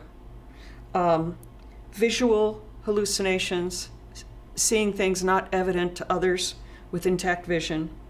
Olfactory hallucinations, so odors. Gustatory hallucinations, tastes in the mouth. Many of you know people, for example, with seizures who get a metal taste in their mouth right before a seizure. That's an example of a gustatory hallucination. And tactile hallucinations, people feeling like there's stuff or entities on them. Delusions are false beliefs, out of the range of possibility and not consistent with a person's culture. Certain spiritual ideas are not consistent with every religious or spiritual culture, but they may be consistent with that individual's culture. For example, is it psychosis if a Navajo man speaks and converses with his deceased relatives on a daily basis? No, that's cultural, that's appropriate. There's nothing psychotic about that. And delusions are considered significant when they cause distress, dysfunction, or unsafe behavior. And the most horrifying example is mothers of newborns that believe that the only way to save their newborn baby is to kill it. That's an example of a postpartum psychosis delusion with lethal consequences if the person doesn't get the help they need. And paranoia is the belief that others think ill of the person and are plotting against them. And it's typically considered to be paranoia and not just suspiciousness if the individuals they suspect are people that are very unlikely to even know they exist or care. Strangers that they just met for the first time. Oh yeah, they're gunning for me. And also reassurance or researching the problem. Well, let's sit down with so-and-so and see what they think. If it's authentic paranoia, people just feel worse. You try and reassure them, they think you're part of the system that's against them. If you try and sit down with the person, well, they're all just lying anyway. Person can't be reassured. So paranoia is a really miserable symptom. Hard to try and align with somebody who has severe paranoia, and easy to lose the alliance. Blended hallucinations and delusions, ideas of reference where the person believes that they are getting personalized messages from the TV or the radio instructing them as an individual to do things. Thought insertion, where a person believes others are putting thoughts in their mind. Thought broadcasting, a person believes that other people can hear their thoughts. And Capgras phenomena, which is a belief that familiar people or objects are not really themselves, but are nearly exact copies. The way this often will present itself is a person will say, Now I have 3 pairs of parents. I have the good ones, and then these other 2 pairs of parents, and they're bad ones. That's one of the ways capgrass might show itself. Or, you guys took all the stuff out of my room, put something else in there, didn't you? When it's the exact same stuff. So in people that don't communicate with speech, who communicate without speech, how do you guess that they might be having these symptoms, right? Well, what we did was we went to a whole bunch of inpatient psychiatric units and observed people that were in the immediate stages of psychotic episodes. They had been brought in, they needed inpatient care for their psychiatric symptoms. And we just watched them. What'd you do? What did they do gesturally or interactively? And then after they felt better, we asked them what it meant. And we found out some stuff we weren't expecting. So I'll offer you what we found out from that research. The most common thing, of course, we've all seen people do this who communicate with or without speech. It's people looking off to the side at a place that looks empty to everybody else, and they're communing with somebody or something. They're having an interaction with that person, gesturing, nodding. Yeah, that's right. Obviously, it makes you think of the person is having some kind of hallucination. What else could it be? Always got to be aware of what else could that be. It could be an authentic spiritual experience. And there's been some wonderful stuff written on how to distinguish between psychosis and authentic spiritual experience. And if it's terrorizing, it might be part of post-traumatic stress disorder flashbacks. And there's some overlap. There's a kind of a limited piece of real estate in the brain where hallucinations live, and it can be triggered by thought disorders like schizophrenia conditions. It can be triggered by post-trauma conditions. It can be triggered by seizures. And all those things can coexist in the same person. It can also be triggered by migraines. Chemical, electrical, structural, fuel line. Remember, in another seminar, we talked about all of neurophysiology comes down to chemical, electrical, structural, and fuel line. So how about a person who's getting into fights and nobody else can see who or what they're fighting with? Obviously, people wonder about, visual hallucinations of whoever they're fighting with. Something else we have to add, though, to the list recently is some people who are deaf-blind who navigate with sonar and navigate by making certain resonant sounds and certain abrupt gestures. And it looks like they're fighting, but they're in fact navigating as a way of sensing their environment. What else do we find from the original research? A lot of times, if the person had a developmental disability and an institutional history, they were walking us through stuff they'd been trained to do. There was an era in institutional care where behaviorists just taught people to do random stuff that wasn't really productive because they had the technology to do it. There was one whole cadre of people we met where they all had this same behaviorist in the same institution ward at the same time, and they all had this gesture that nobody could figure out. Slap, slap, slap.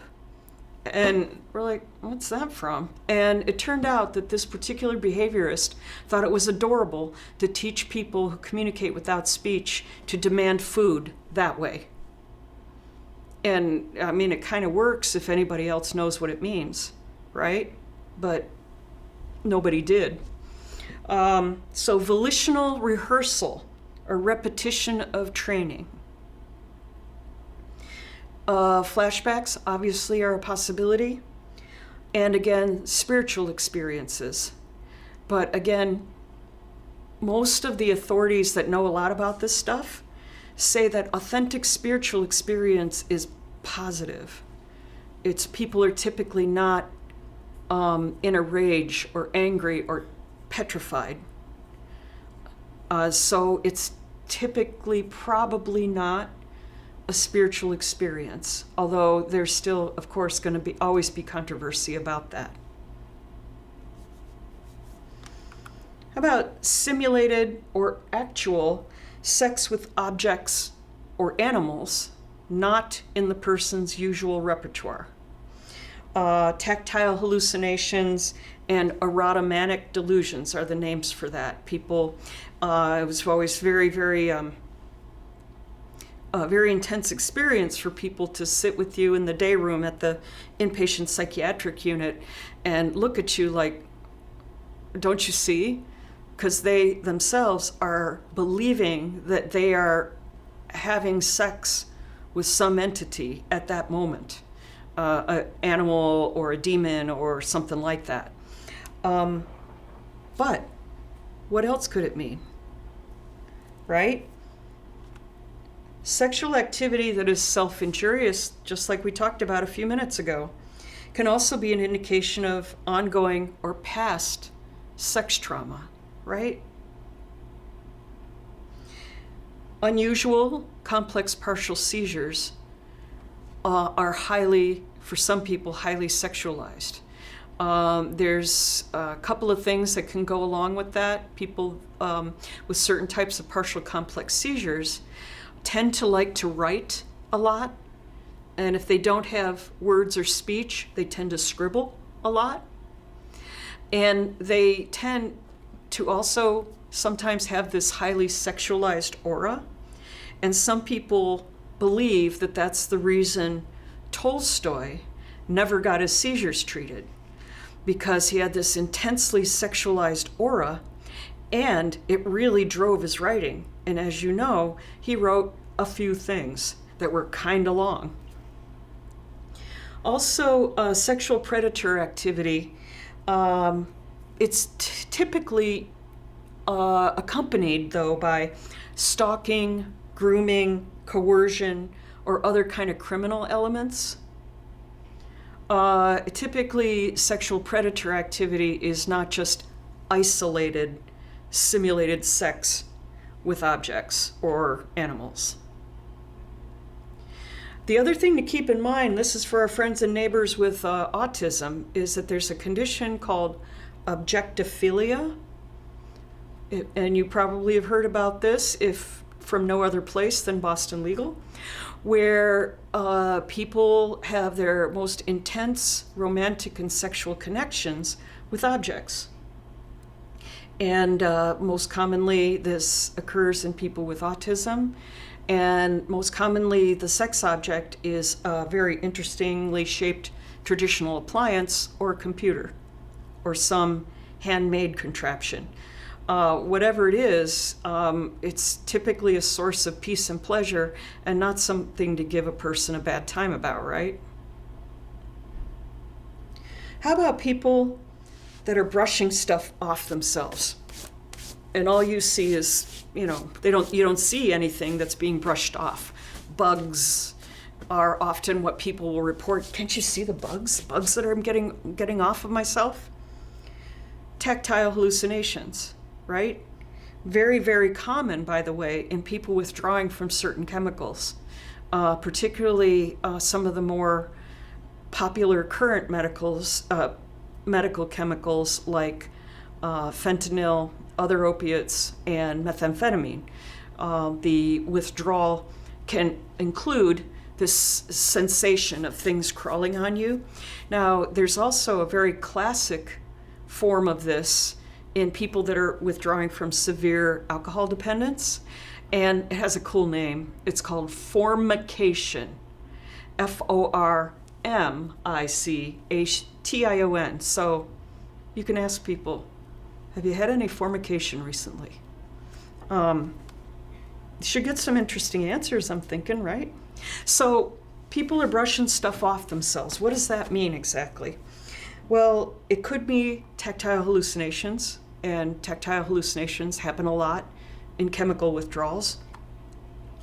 Can also be paresthesias for other reasons, numbness or tingling in the hands and feet. It can also be partial flashbacks, which is where people experience some of the physical sensations of some traumatic incident without a conscious memory of it. Very common in people who've been injured by burns to feel like something's burning again, even when there's no heat source or anything like that nearby. Some other paroxysmal phenomena can cause all kinds of different unusual sensations: migraine, partial complex seizures, conditions that produce sludge in the fluid surrounding red blood cells. One of them is more common in people with Down syndrome, called antiphospholipid antibody syndrome. Rolls right off the tongue. And again, those chemical withdrawals. In addition, what about people, we see this a lot, right? People wearing lots and lots of layers.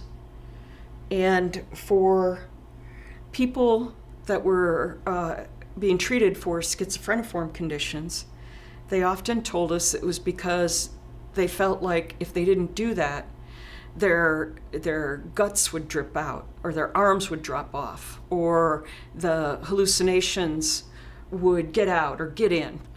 And that was the reason for all the extra layers. However, for people specifically with IDD and people with an institutional history, it turned out to be other stuff, usually. It was a really good method for keeping your stuff in congregate settings. If you're wearing it on your body, it's harder for a person to steal it. It was a learned method for staying warm if the people were sleeping out of doors. And I worked with people in Alaska who were unhoused, and it was incredible in the winter. It was incredibly inventive, some of the strategies that people were able to create to stay warm while they were unhoused in Alaska in the winter. Some people develop this multiple layer thing as a trauma response. It's much harder for somebody to attack you if they have to get through a lot of layers to do it. And again, sensory integration support, people with Fragile X, autism, certain other conditions. That pressure of the multiple layers can be soothing, like Dr. Grandin's squeeze machine. How about people that cover their eyes or their ears? Like this. Very commonly thought to signal a person's efforts to suppress auditory or visual hallucinations. However, it can mean a lot of other things too. Fear. When people are scared, they sometimes want to shut out what's scaring them, even if it's not a hallucination. Suppression of traumatic memories, suppression of current experiences, or response to hypersensitivities. As you know, our friends and neighbors with Fragile X in particular often have hyperacute hearing, and ordinary levels of sound are painful, and they want to shut that out. People who put wrappings like sanitary napkins or a ragged bandana with a business suit around their ankles or wrists or ears or other openings, their mouth, their nose. Later on, people told us that this was a way to either keep out the demons, to keep in the hallucinations, or to keep their brains from dripping out of their head.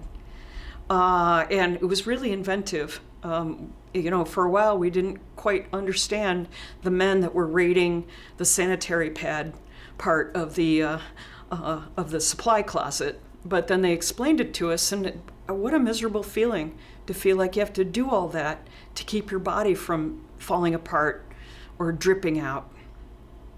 However, There are other reasons people do similar kinds of things. One is aching joints, especially if they're putting pressure on those joints, keeping warm, and again, storage for people that live in settings where their stuff is likely to be stolen from them.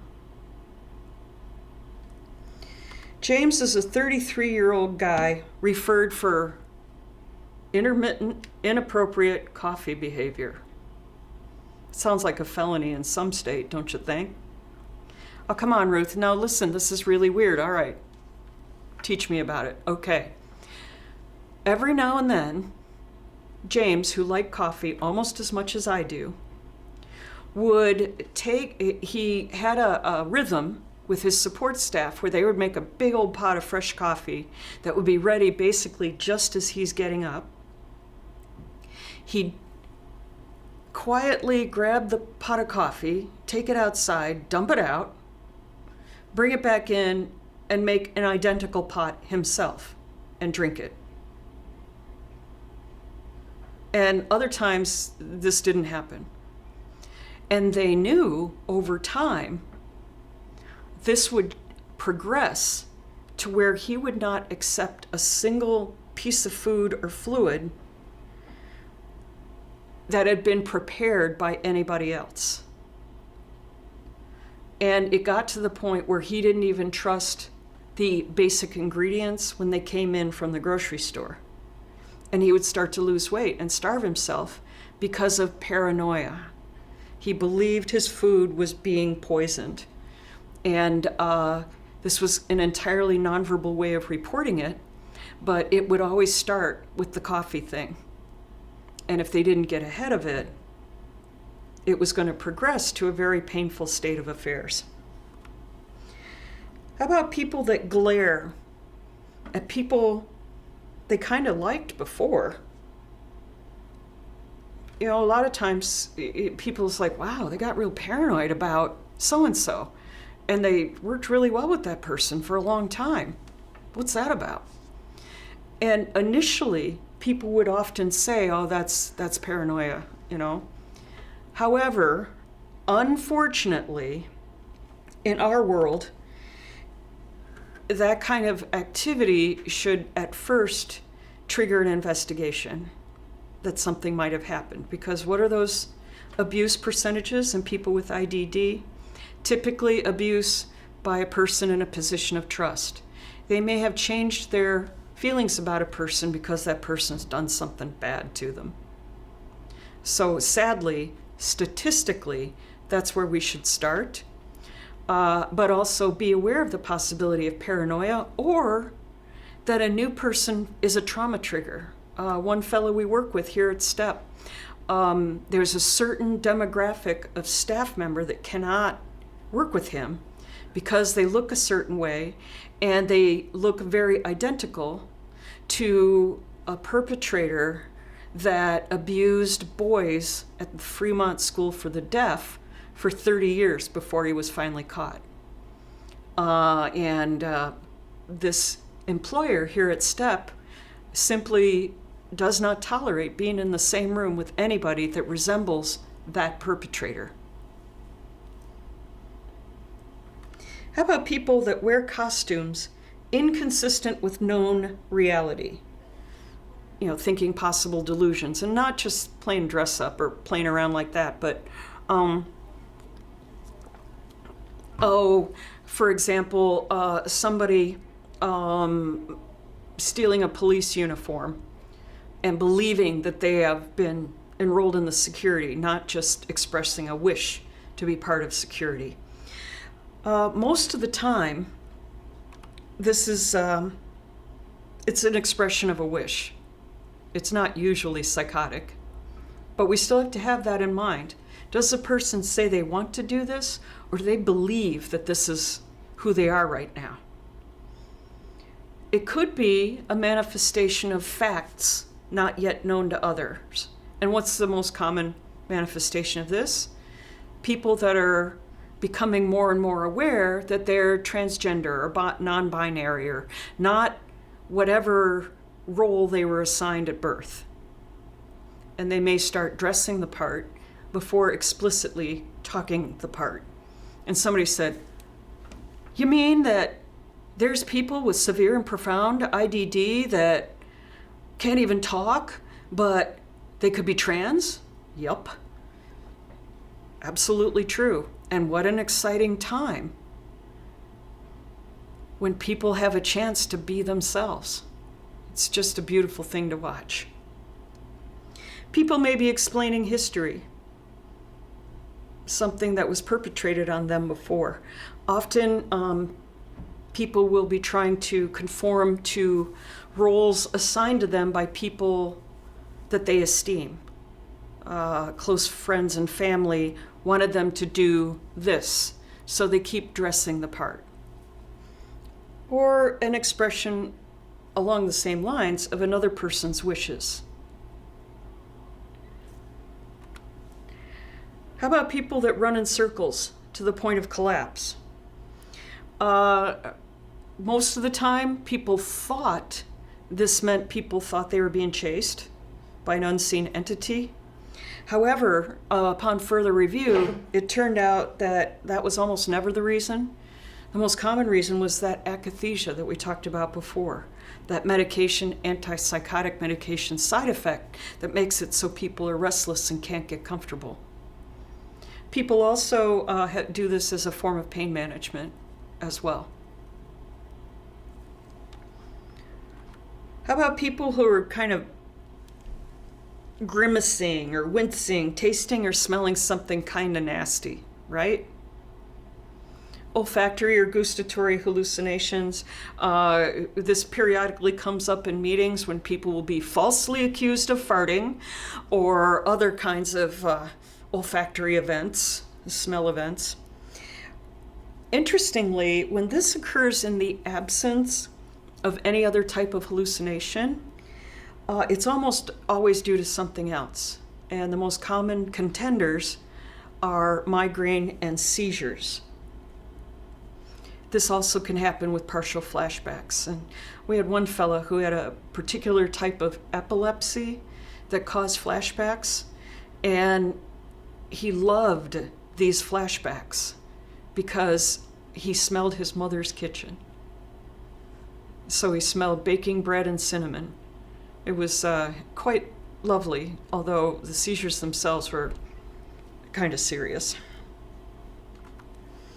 How about the person that examines their food with a lot of suspiciousness, refuses to eat or drink something unless he or she prepared it?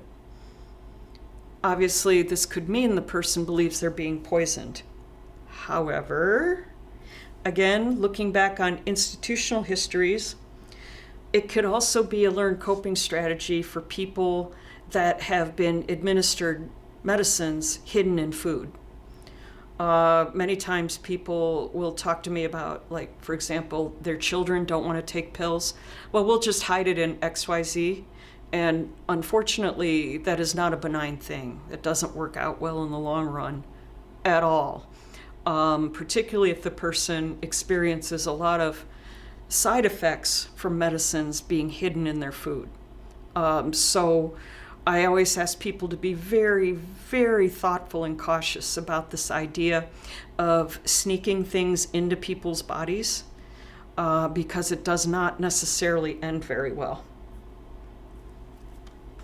People that hide from previously trusted people. Paranoia delusions, right? It's another indication of that possibility. But, like we talked about a couple minutes ago, this is also something that in this particular demographic, people with IDD, we also have to look very, very closely at caregivers to see if something's bad or something's changed.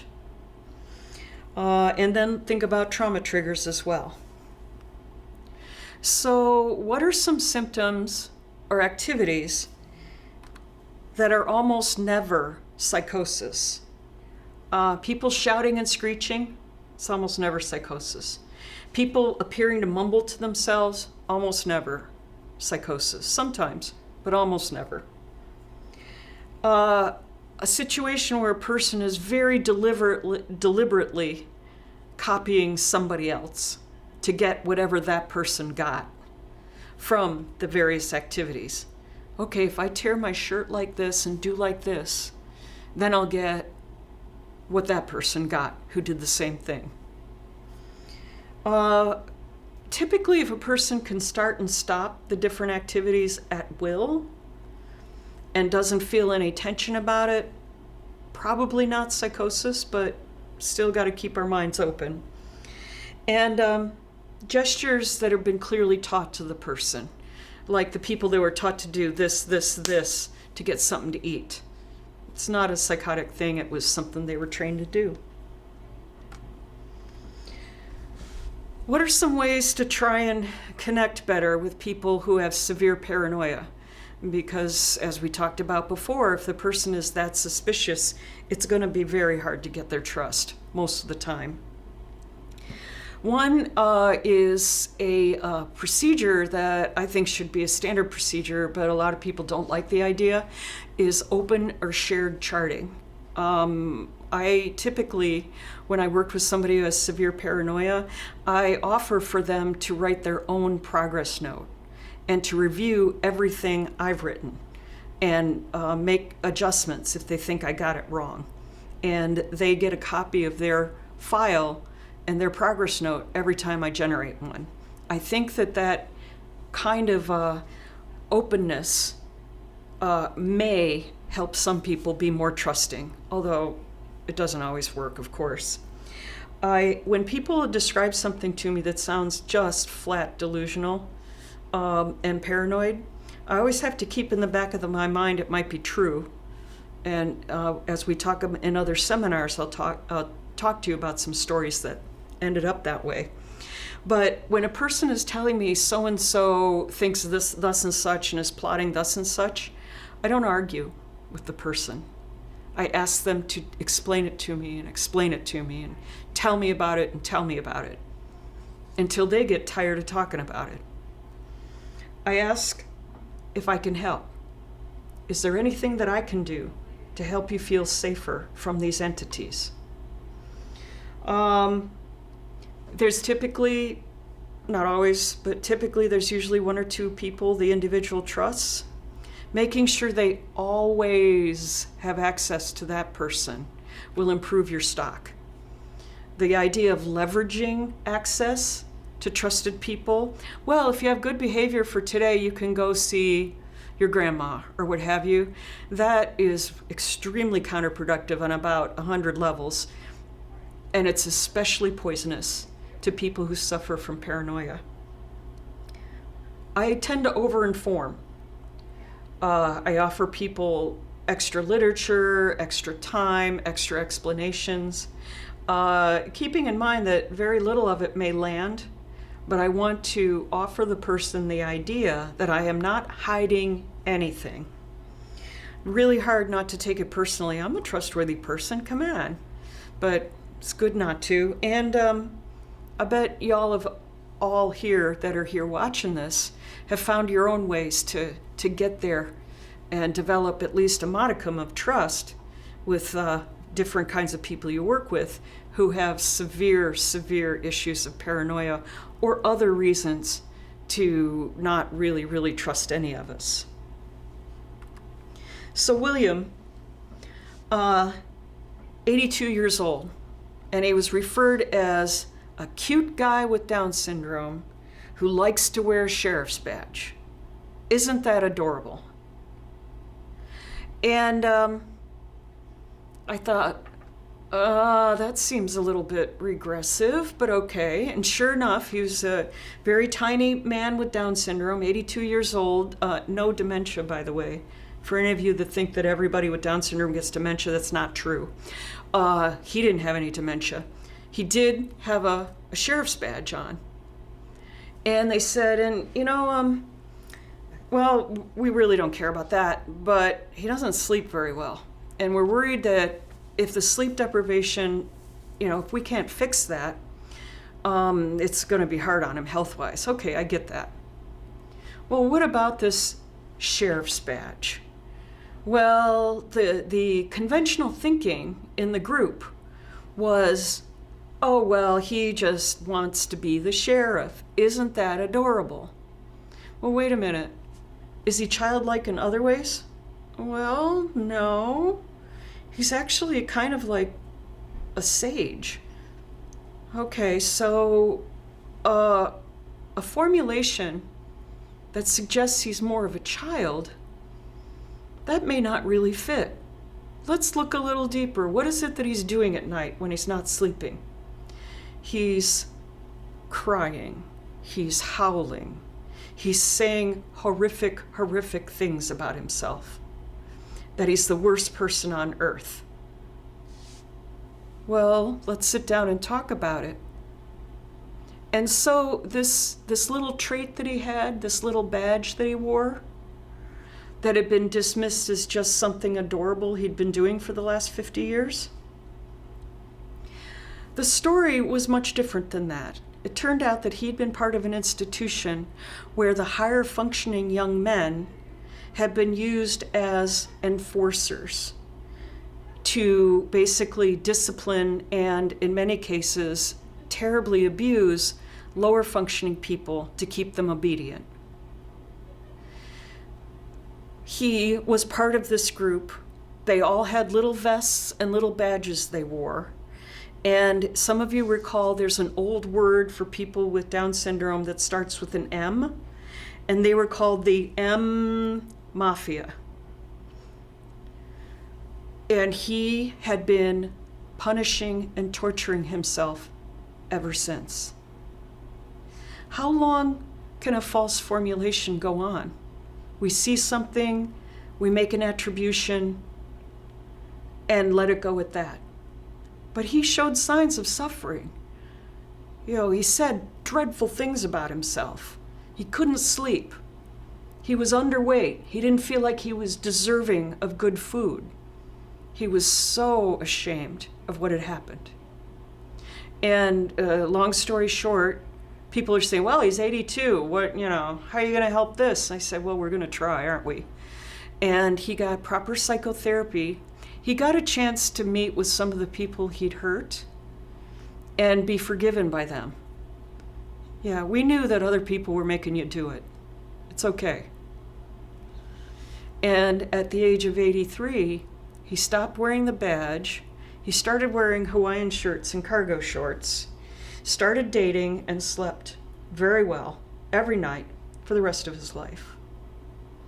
Understanding even the most innocuous of communications can lead us into some really, really good insights about people and give us a chance to help them in the way we'd like to. Thank you so much for attending.